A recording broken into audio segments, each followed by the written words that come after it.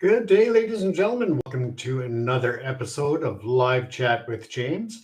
If you just bear with me a moment, we're just setting up several feeds here so that we can stream out to both platforms again. We were just having a technical issue with it wanting to kick in, so bear with me one moment while we just reset our Facebook feed. And we will be live streaming both here on Facebook and on YouTube at the same time. We're going to take a look at the outbreak of H5N1 at the Universal Ostrich Farm. We're going to take an in-depth dive into the situation, and we're going to look at it from the public health and legal standpoints. We'll also be looking, of course, at the legal documents that have been filed by the farm owners and look at some of the discrepancies, but also take a look at where we think there should be some approach to preserving the life of these animals if they are, in fact, able to answer questions about avian influenza and other issues. And it has kicked us out again here, so we'll just try one more time on our Facebook feed here, and if not, then we'll just have to go on without the Facebook feed. But we're going to take a look, and we're going to go in depth into various things, including, of course, the issue of the quarantine, issues of the legality of it all, issues relating to the H5N1, and we'll also look into the public support, the misinformation, and all of the truth that should be coming out but is being quashed by just an influx of false information, misinformation, disinformation. There is a difference in those, of course, and we've explained it before, but we'll get into that as well, because it is a story that just continues to go on and really makes news cycles worldwide. And with that, of course, the concern is all of the misinformation. The goal that we have here is not to disparage the farm, the owners, or the supporters. That is in no way, shape, or form our intent here. And it should be noted that we are just bringing the documented truth to you. We are not bringing in innuendo. We're not bringing in rumors. We're not bringing in suspicions unless we are addressing them. Now, before you get started on your keyboards, for those who like to send the threatening emails, the nasty emails that I receive and messages, don't bother. It doesn't bother me in one bit. I've been reporting on the war in Ukraine from the front lines at one point. I was being watched by Moscow. They were watching everything that I was reporting coming out of Ukraine. So again, I've been on their watch. I've been on the watch of the India government for reporting on human rights atrocities and the BJP government, as well as their transnational repression. So again, your threats and your nasty emails that you're sending in direct messages and others really don't bother me. So don't waste your time. It's not a big deal to me. But that is, if it makes you feel better at the end of the day to insult me, send nasty emails, whatever, you just feel free to go ahead. But let's get started, folks. We're going to take a look at the biosecurity, the policy, and the public dissent. We're looking at an in-depth analysis of the Universal Ostrich Farm and their H5N1 outbreak and what's been happening ever since. Keep in mind that, once again, this is part one of a multi-part series. We will be dissecting line by line. We'll be going through legal documents and all of that as well to really point out the truth and what is reported as well as what is claimed. Now, as we look at this, there's going to be other issues as well that come up, and that would be, let's start with the website for the farm before it was changed to saveourostriches.com. It was the universal ostriches.ca. And that site was clearly, up until May of 2025, advertising and promoting meat products, beauty care items, ostrich oils, all kinds of things as a commercial farm. So again, if you're going to come at me saying that it's not a commercial farm, we will be presenting the receipts. We will present the evidence showing clearly by the farm's own definition and their own website that they changed in May of 2025. So up until then, they were still promoting it as a commercial farm and looking to get further in terms of expansion and government certification as a meat processor.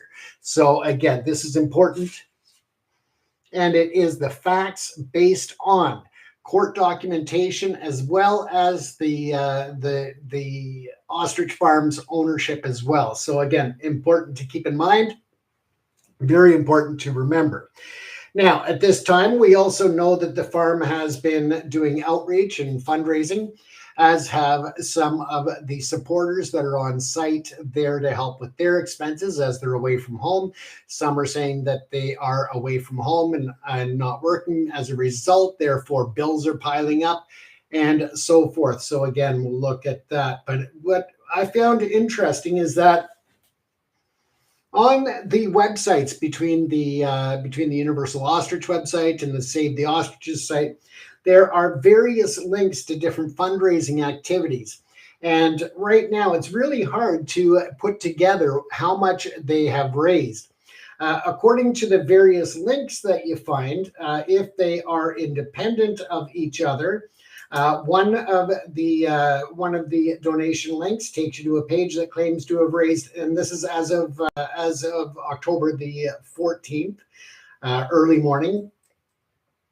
Or my apologies, October the 13th, my apologies.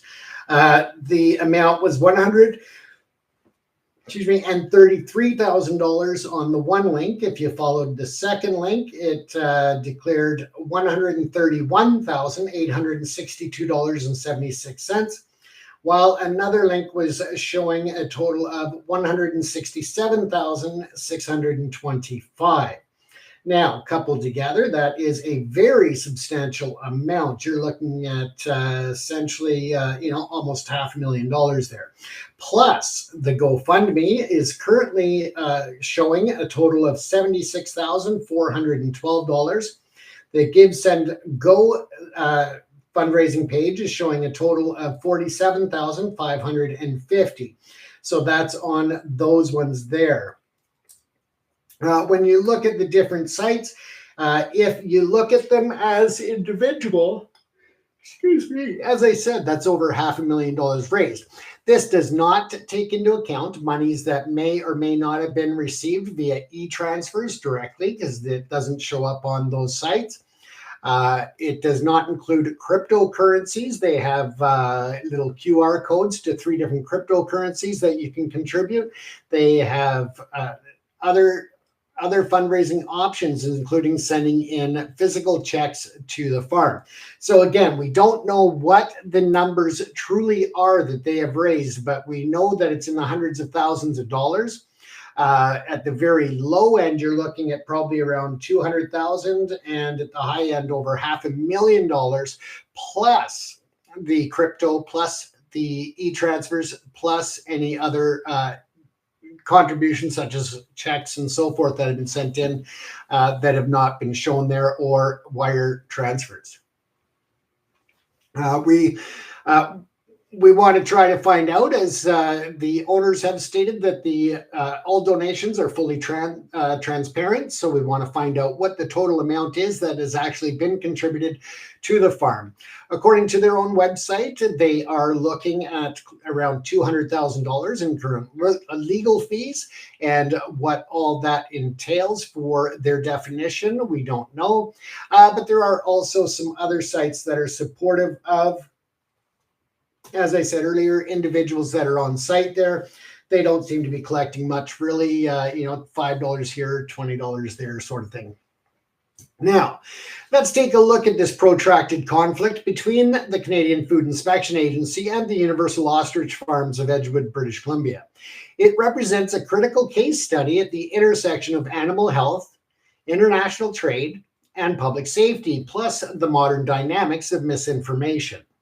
It's triggered, of course, by a confirmed outbreak of the HPAI, or highly pathogenic avian flu. Now, this is subtype H5N1, and that was in December of 2024. The CFIA's mandate, of course, and apologize, folks. We'll just keep going. But in regards to this, it was the mandate of the CFIA to depopulate the infected flock, and that has been met with unprecedented legal and public resistance.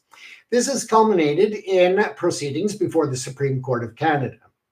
This report that we are doing, and again, it's going to be a multi-part report, and it provides an exhaustive analysis of the multifaceted issue underpinning this controversy, drawing on scientific, legal, economic, and socio-political data to construct a comprehensive understanding of the stakes involved. We're going to look at this in a fair and transparent way. And if you disagree with something, by all means, feel free to put up the evidence. Other than that, you're welcome to continue with the harassment or the nasty messages, whatever you want. I don't care. Personally, it doesn't bother me to, have to delete emails that people are sending that are nasty.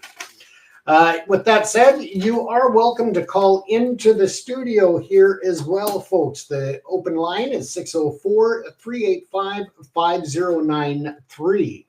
Once again, if you want to call in live, you're welcome to do so at 604-385-5093. And you can have your say as we continue on here. Now, let's continue with this, as the analysis is going to conclude that the CFIA's order to cull the flock is not an arbitrary or outdated measure, but a necessary action grounded in robust framework of international and domestic law, and is driven by a specific and direct heightened zoonotic threat.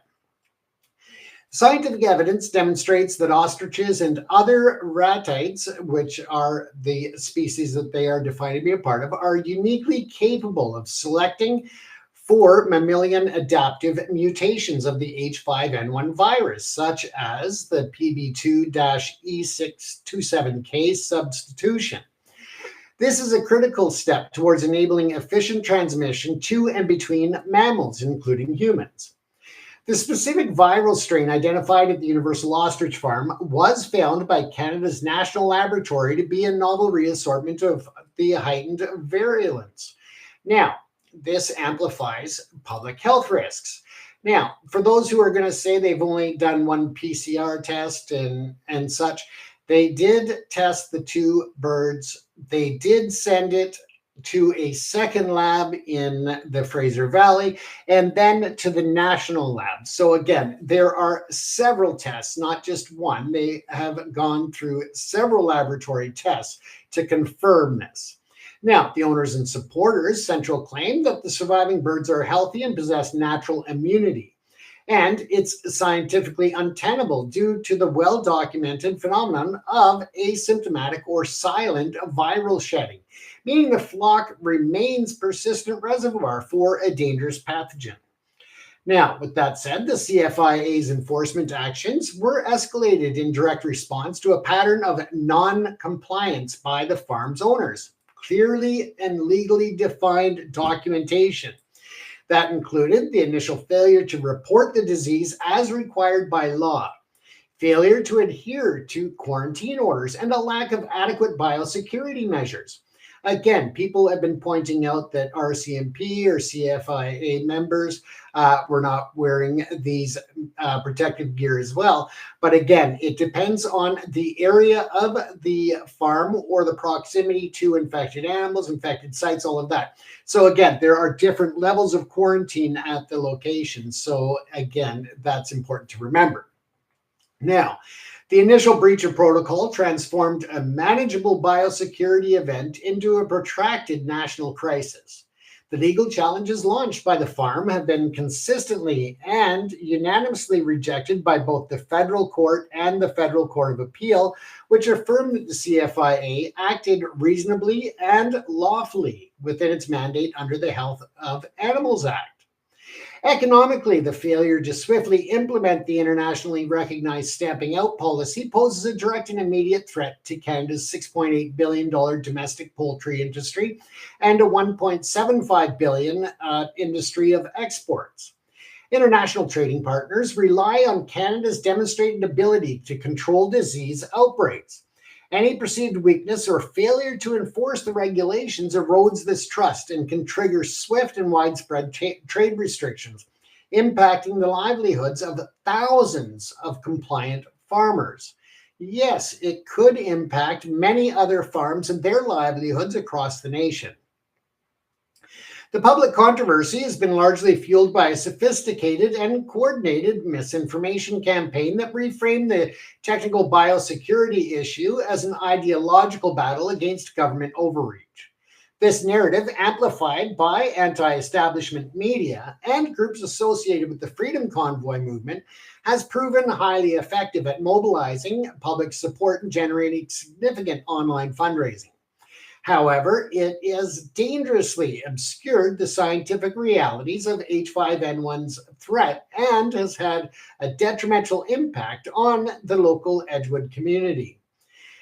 This has faced intimidation, threats, and a volatile environment created by outside activists. And if there's any doubt that I had prior to reporting on this, believe me, when I read my emails and my private messages, I can see why the community would be upset because of the comments, the intimidation, and everything else that I receive. Now, ultimately, the disposition of the flock hinges on the decision of the Supreme Court of Canada. Should the court decline to hear the appeal, the call will proceed, and any financial compensation to the farm will likely be intercepted by creditors to whom the owners owe substantial court-ordered debts. Now, this could change as they have a lot of public support and a lot of donations coming through the door. Maybe they will have enough to pay off their creditors, even though the site claims that it's all for legal fees. It appears that there is a substantial amount over and above at this point. That could change. Now, this case serves as a stark illustration of the challenges facing public health and regulatory bodies in an era of political polarization and rampant online misinformation. It underscores the critical need for robust public communication strategies to accompany emergency health measures and highlight the profound economic and public safety consequences that can arise from the non-compliance. And that is even of one single actor within a deeply interconnected global system. Once again, folks, if you have comments, you're more than welcome to call in to the live line here at the studio, and it is 604-385-5093. So feel free if you want to call in and have your say. Now, let's take a look at the epidemiology and the threat, the H5N1 and unique cases of ratites. The decision of the Canadian Food Inspection Agency to order the depopulation of the entire ostrich flock at the Universal Ostrich Farms is predicated on a rigorous scientific risk assessment. This assessment is not based on a genetic protocol for avian influenza, but on a specific elevated threat profile presented by the H5N1 virus, particularly when it infects ratites, such as ostriches. Understanding this scientific foundation is essential to deconstructing the public controversy and appreciating the gravity to the public health and economic risks at stake. When people are talking about the university and the studies and the professor and everything over in Japan, we will get into that bit later and look at the business partnerships that are going on between the ostrich farm in British Columbia and the professor in Japan through certain bio and pharmaceutical named companies. So we'll get into that when we look at the legal reports and the legal filings. But let's instead right now take a look at the global nature of the HPAI, or highly pathogenic avian influenza. Now, of course, this specifically looking at the H5N1 subtype is a globally significant pathogen that has necessitated a coordinated international response over 2 decades. This is not something that has just happened. It's not something that is new. It's been going on for over 20 years. So for those of you out there that are saying that this is all Trudeau's fault or it's all Mark Carney's fault, this is an international response for over 2 decades. So very important to highlight as well. Now, it was first identified in domestic waterfowl in southern China in 1996. The virus reemerged in 2003 and subsequently spread from Asia to Africa, the Middle East, Europe, and the Americas, largely facilitated by the migratory patterns of wild birds. Some people are saying to me, well, yeah, are they going to kill all the wild birds? Well, let's not be ridiculous here. Of course, it would be impossible logistically to kill all wild birds, and it just is a ridiculous argument. We're talking about birds that are farmed. We're talking about ratites that are being used commercially, introduced into the food system, and not just into the human food supply chain, but also as animal feed for other animals and pets as well. We will cover that again later.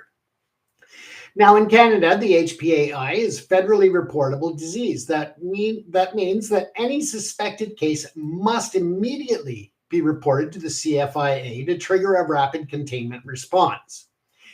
The virus is highly contagious among poultry and can be transmitted through direct contact with secretions from infected birds, especially feces, or through contaminated feed, water, equipment, and clothing.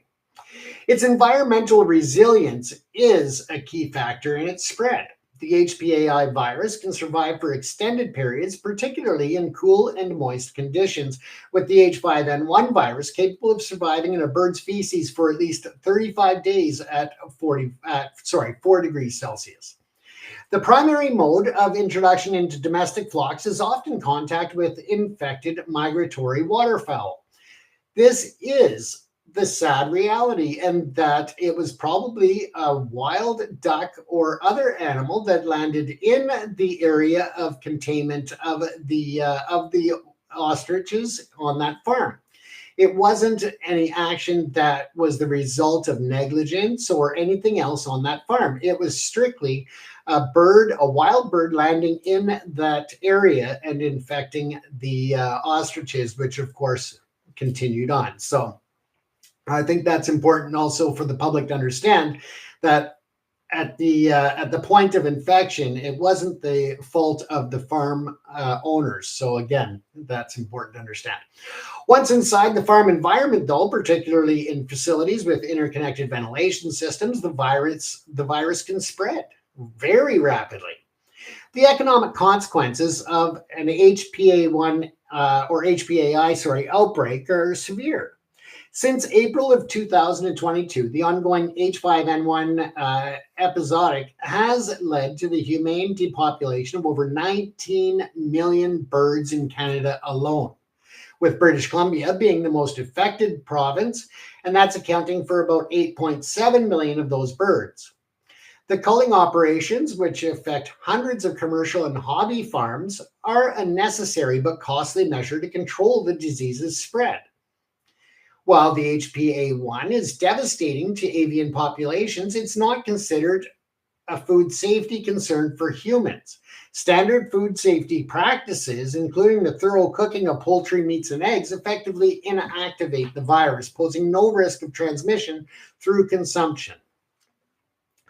This global context frames the H5N1 as a persistent and economically damaging threat, providing that the foundational rationale for the stringent standardized control measures implemented by nations worldwide, including Canada. Now, what is the ratite anomaly? Why do they present a heightened zoonotic risk? Well, the CFIA's uncompromising stance regarding the universal ostrich farm flock is driven by a critical scientific reality. Okay, very important to point out that this is a scientific reality of it. The threat posed by the H5N1 is not uniform across all avian species. Ratites, the group of large flightless birds that include ostriches, emus, and rheas, represent a unique and particularly concerning host for the virus. Their distinct physiology makes them potential incubators for viral mutations that increase the risk of zoonotic transmissions to mammals, including humans. The primary mechanism for this heightened risk lies in the virus's polymerase base 2 or PB2 protein. For an avian influenza virus to replicate effectively in a mammalian host, it must adapt to the lower temperatures found in the mammalian upper respiratory tract, which is about 33 degrees Celsius, which is significantly cooler than the typical avian body. Now, temperatures of around 41 degrees Celsius is what you would see there. Now, a key mutation that facilitates this adaptation is substitutional at position 627 of the PB2 protein.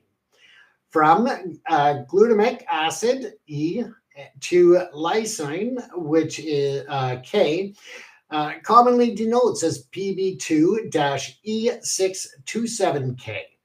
While most avian influenza viruses possess the avian type PB2-627E, the mammalian adapted PB2-627K variant is a crucial marker for zoonotic potential.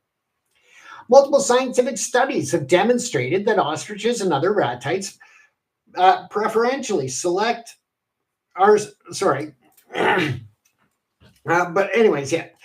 they select for this mammalian adapted mutation.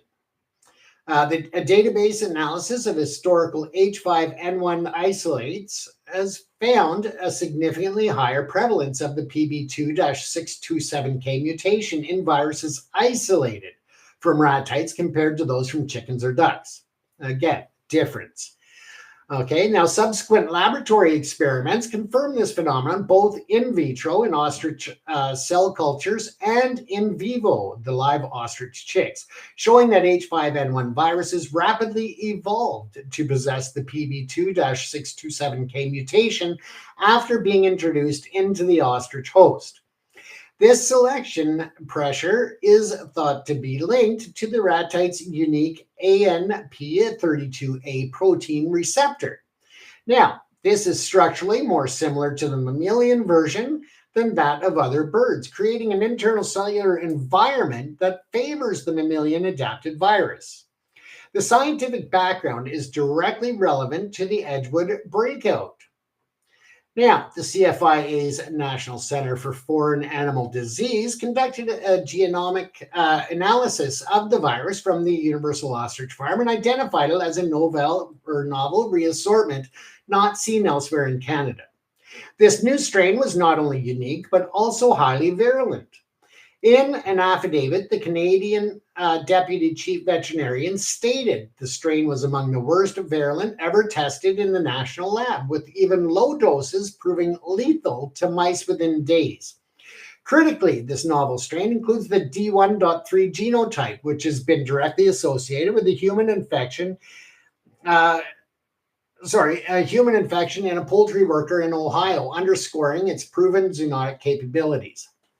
The farm's operational practices exacerbated this biological risk. The ostriches were raised in an open pasture environment with inadequate biosecurity, including poor fencing and uncontrolled water flow. This setup created a continuous interface between the H5N1 infected domestic flock and wild birds, which are known carriers of diverse influenza strains. Such commingling provides an ideal environment for viral gene swapping or reassortment, the very process that gives rise to the novel and potentially more dangerous strains like the one identified on this farm.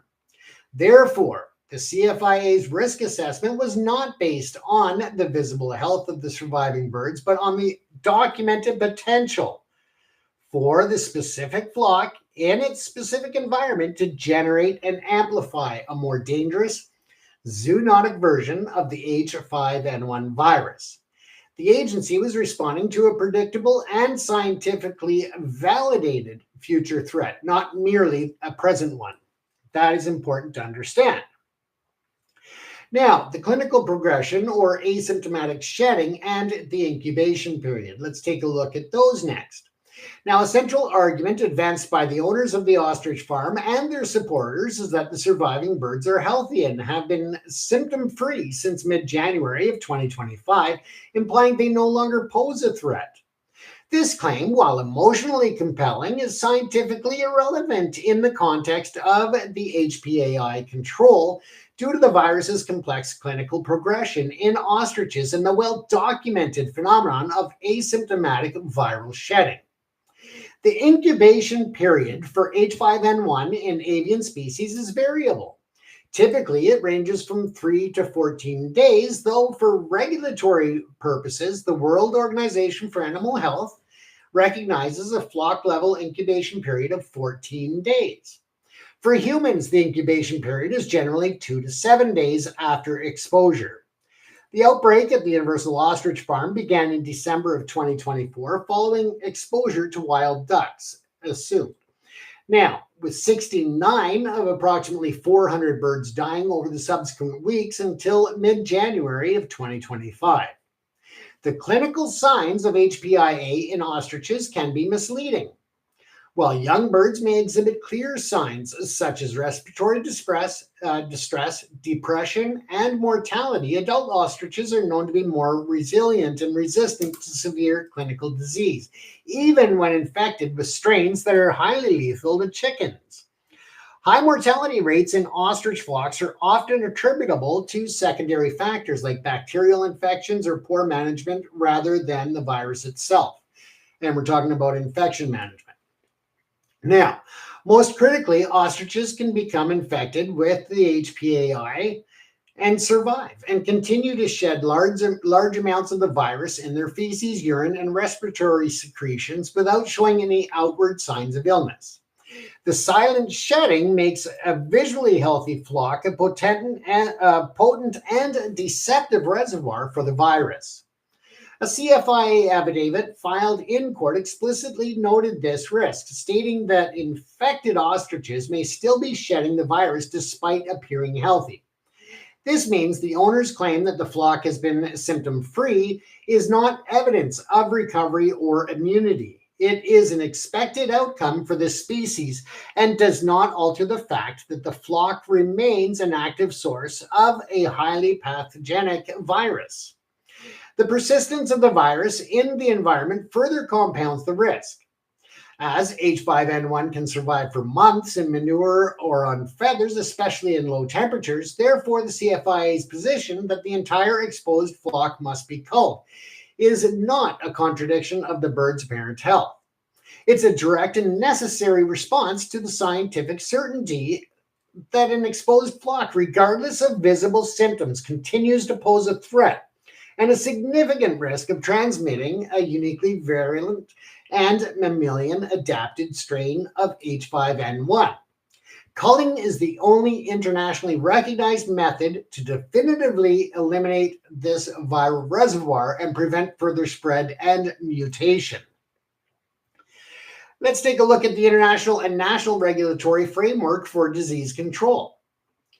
The actions taken by the Canadian Food Inspection Agency are not discretionary measures, but are mandated by a strict multi-layered regulatory framework. In other words, the staff at the CFIA do not have the option to say, yes, we'll do this, no, we will do that. This is part of a regulatory framework that is multi-layered.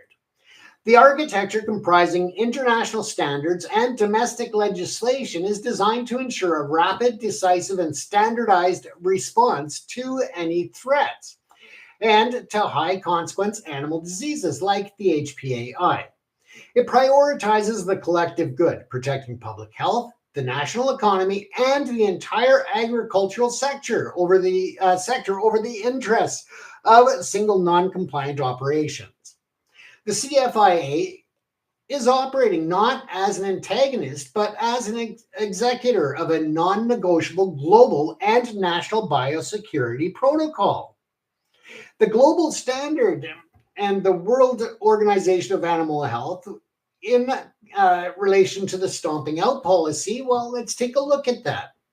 The global strategy for combating the HPA1 is led by the World Organization for Animal Health. They were formerly the OIE, which sets the international standard for animal health and zoonosis. These standards, codified in the Terrestrial Animal Health Code, form the basis of trust and predictability in international agricultural trade. For an outbreak of a highly contagious and economically devastating disease like the HPAI, the World Organization of Animal Health endorses and globally accepted protocol is the stomping out policy or stamping out policy. This policy is an aggressive eradication strategy designed to eliminate the pathogen as quickly and completely as possible from the infected areas. Its key components include humane depopulation, and that is the rapid and humane culling of all infected and exposed animals on a premises. This is considered essential to immediately halt viral replication and amplification. Then there's movement controls. The establishment of quarantine zones around the infected premises to restrict the movement of animals, products, and equipment, thereby preventing mechanical spread of the virus. Now there's the decontamination, and that's the rigorous cleaning and disinfection of infected premises, the equipment and materials, followed by mandated follow period with no animals present to ensure the virus is eliminated from the environment. The rationale behind this seemingly drastic policy is multifaceted. Biologically, it's the most effective tool for preventing widespread transmission and limiting opportunity for the virus to mutate into a more dangerous form. Economically, it's the fastest path to restoring trade. Adherence to the stamping out policy allows a country to declare the outbreak contained and eventually regain its disease-free status, a prerequisite for many international trading partners to resume imports. According to the World Organization of Animal Health Code, a country can regain its HPAI-free status just 28 days after the stamping out policy, including final disinfection that has been completed. Deviating from this global standard would signal to the international community that a country's animal health system is unreliable, jeopardizing its access to global markets. A very big thing when you look at the international trade and exports, imports of animal products. Now, the Canadian mandate in the way of Health of Animals Act and the CFIA's authority, well, the international standards set by the WOAH are implemented in Canada through domestic legislation, primarily the Federal Health of Animals Act. This act is the cornerstone of Canada's animal health and biosecurity system, granting the CFIA the legal authority and necessary tools to prevent, control, and eradicate animal diseases. The relationship between the international standard and the domestic law is direct.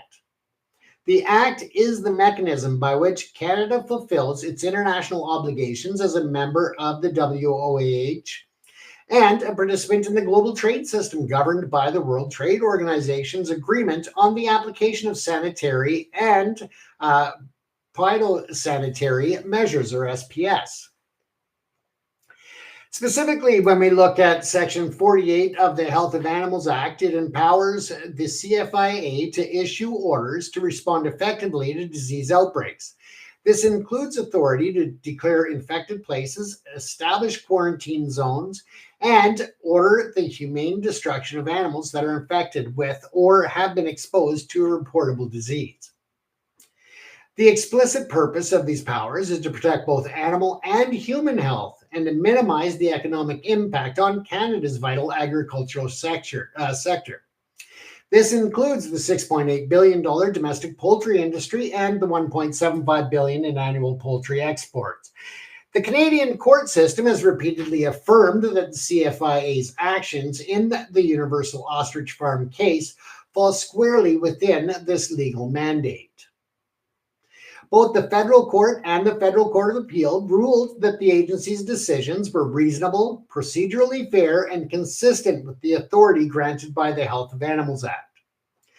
The legal validation underscores that the CFIA is not engaged in an act of overreach, but is executing a legal duty mandated by the Parliament of Canada. The regulatory framework is intentionally designed for the speed and decisiveness. The biological and economic consequences of delaying a response to a pathogen like H5N1 are exponential. Viruses spread and mutate, and international markets react almost instantaneously to news of an uncontrolled outbreak.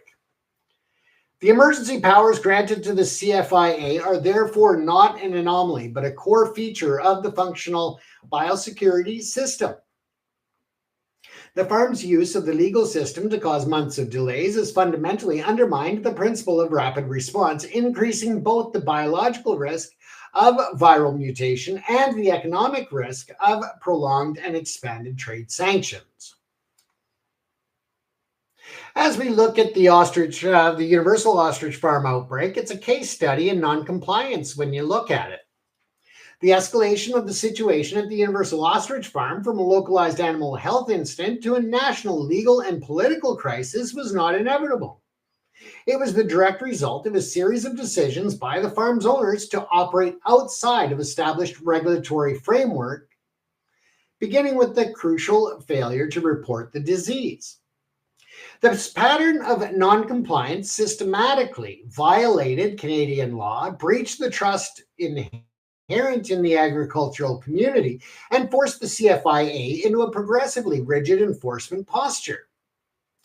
Now, we can take a look at the chronological overview of key events that defined the escalating conflict.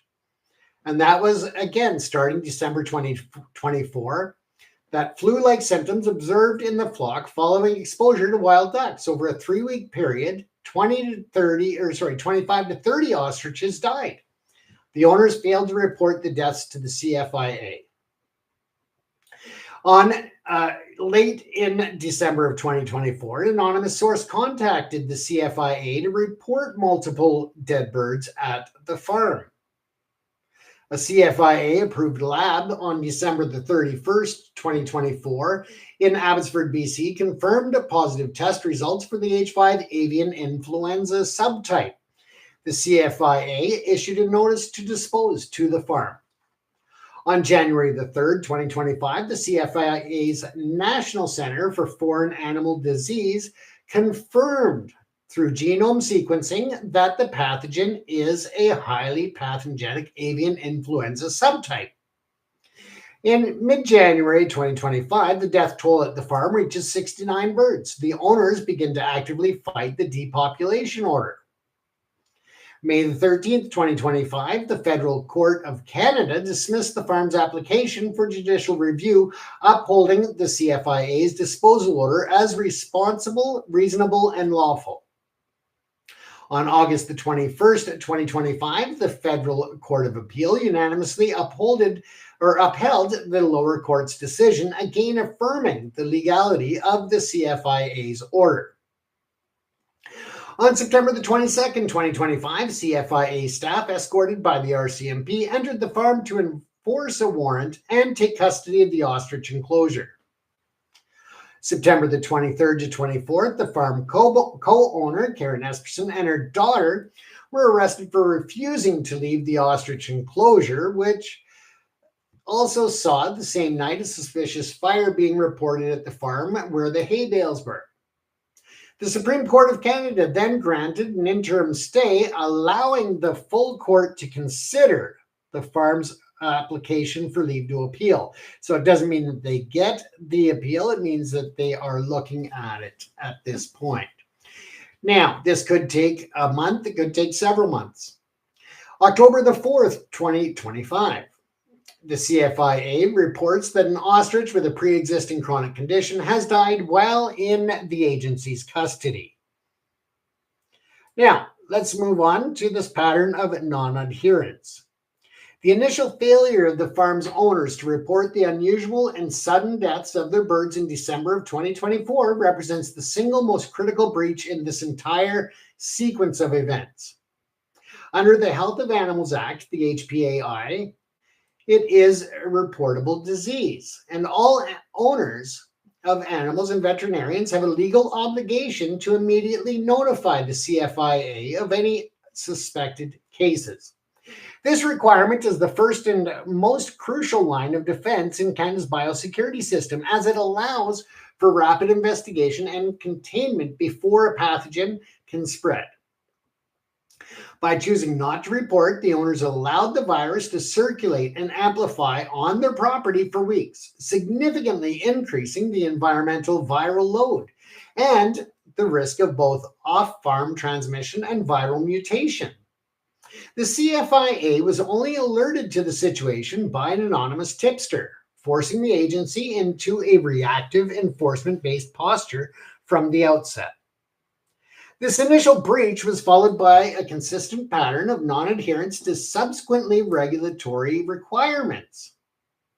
These are not just rules that somebody made up. These are regulatory requirements. According to the CFIA, the farm failed to comply with the official quarantine orders put in place after the H5N1 confirmation.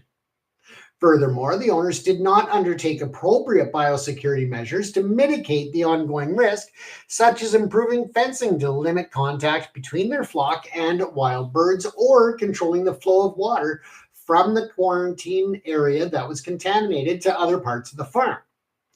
These failures, which demonstrate a clear disregard for standard animal health protocols that all other Canadian farmers are required to follow.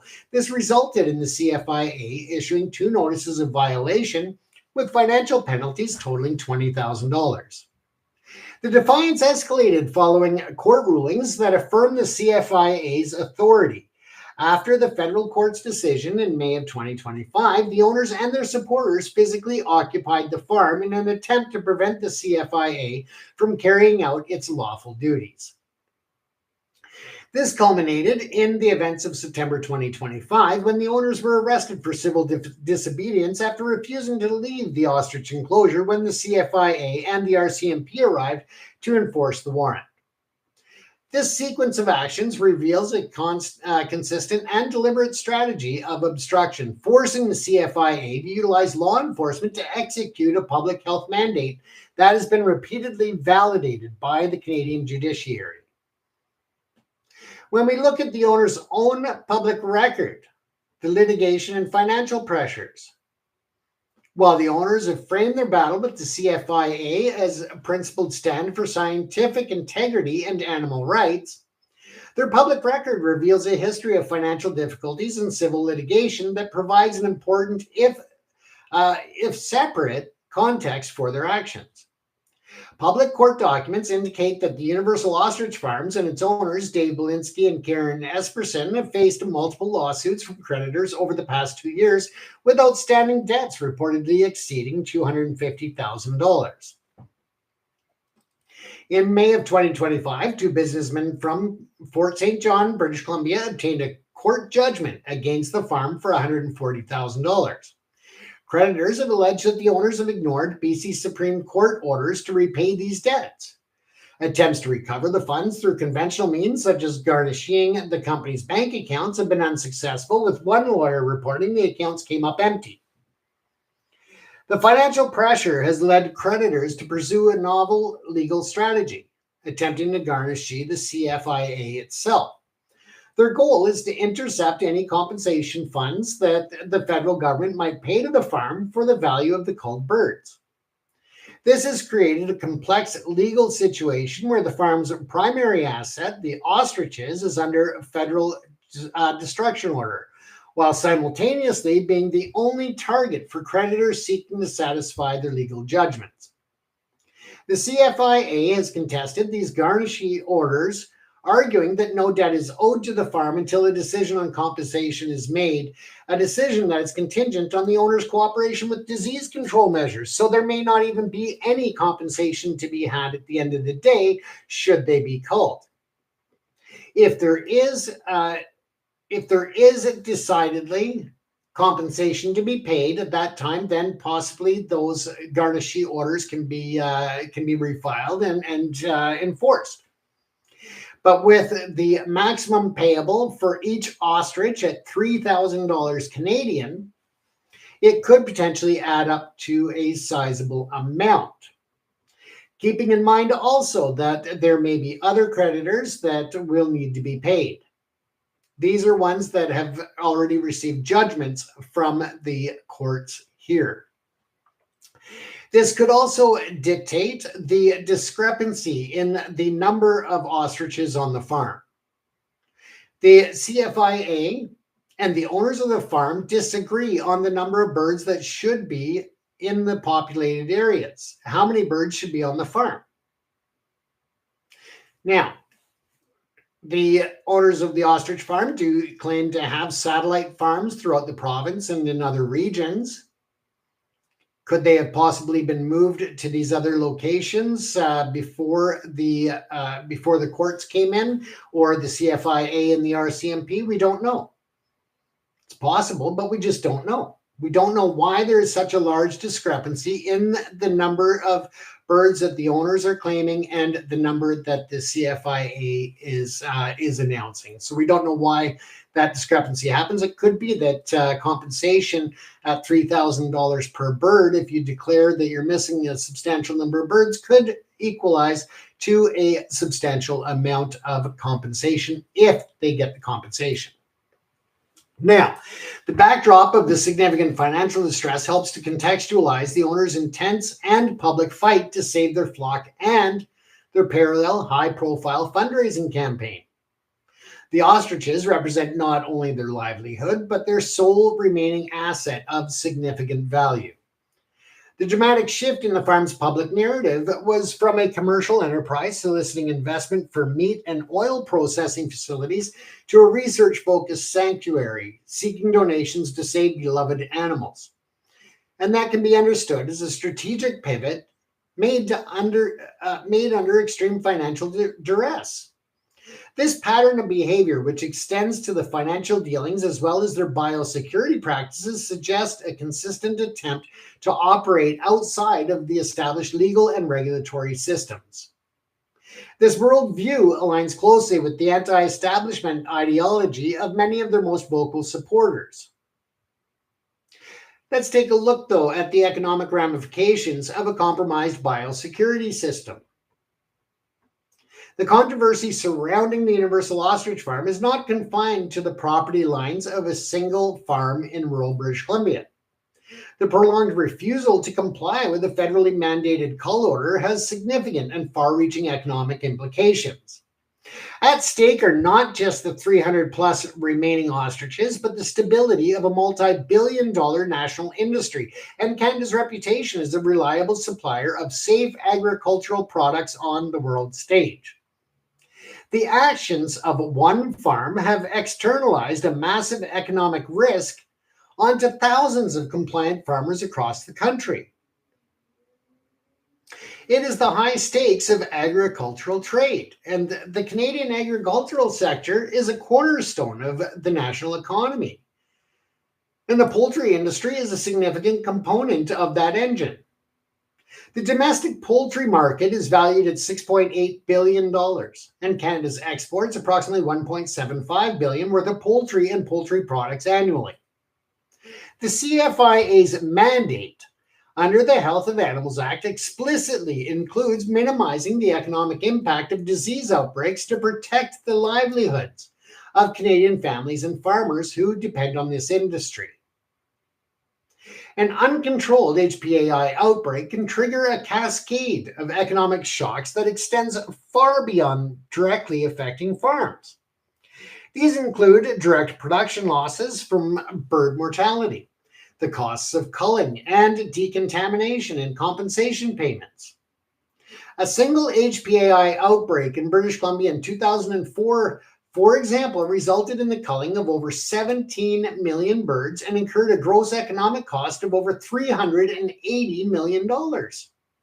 However, the indirect impacts are often more severe. These ripple through the economy, affecting linked sectors such as feed suppliers. And my apologies, folks. The background went off. And there we go. That's just telling me that I'm reaching the point of end of this part of the multi-part series. However, let's go back to the indirect impacts are often more severe, and the ripple effects to the economy affecting the other sectors, as I said, feed suppliers, processing plants, transportation companies, veterinary services. The most damaging economic consequence, however, is the immediate loss of access to international markets through trade restrictions. And let's look at the precedent for swift trade action. The international trade in agriculture products is built on a foundation of trust in a country's biosecurity and food safety systems. When that trust is compromised by an uncontrolled disease outbreak, trading partners react swiftly and decisively to protect their own domestic industries and public health. This is not a speculative risk. It is a standard and predictable response governed by international agreements like the World Trade Organization's agreement on the application of sanitary and phytosanitary measures. It explicitly allows countries to impose trade barriers to prevent the introduction of animal diseases. This historical precedent is clear. During a major HPAI outbreak in the United States in 2014 to 2015, numerous foreign importers imposed embargoes on U.S. poultry, leading to an estimated $4 billion year-over-year decline in revenue for the broiler industry. The response can be so sensitive that even proactive control measures can trigger restrictions. In 2023, the United States banned poultry imports from France simply because France had decided to vaccinate its ducks against the HPA1, citing risks that vaccinated birds could mask an underlying infection. Canada, already experiencing these consequences due to the ongoing presence of HPA1, including unresolved situation at the Universal Ostrich Farm. The CFIA's public list of export restrictions shows that numerous countries have imposed bans on poultry products from specific Canadian provinces, or in some cases, the entire country. As of late 2025, key trading partners like Japan, Mexico, and Taiwan had restrictions in place for products from British Columbia, while others like China had broader restrictions on all of Canada. The longer the standoff in the Edgewood Farm, continues, the longer Canada signals to the world that it has an active, unresolved HPAI situation, justifying the continuation and potential expansion of these economically damaging bans. The economic harm, therefore, is not solely contingent on the virus spreading off farm. It's on being actively generated by the public spectacle of defiance, which undermines international confidence on a daily basis. With that, folks, we're going to end this part of the conversation as the end of part 1 in our series, and we will be back. Watch for part 2. Don't forget to like, follow, and subscribe so you can be notified when part 2 is available. It will be available within the next 24 hours, but by subscribing and clicking on that bell, you will be notified the moment that it is live, or on Facebook, you'll be notified as well. Thank you for tuning in. Again, this is James from ProPix TV in Vancouver, British Columbia. Once again, if you have any comments, you're always welcome to leave a voicemail at the studio line at 604-385-5093. Or pay attention to when we go live, as you can always call in during the live episodes as well. You can also email us, smile, S-M-I-L-E, at ProPixCanada, P-R-O-P-I-C-S, Canada.com. Thank you for tuning in, and watch for part 2 in this very important series.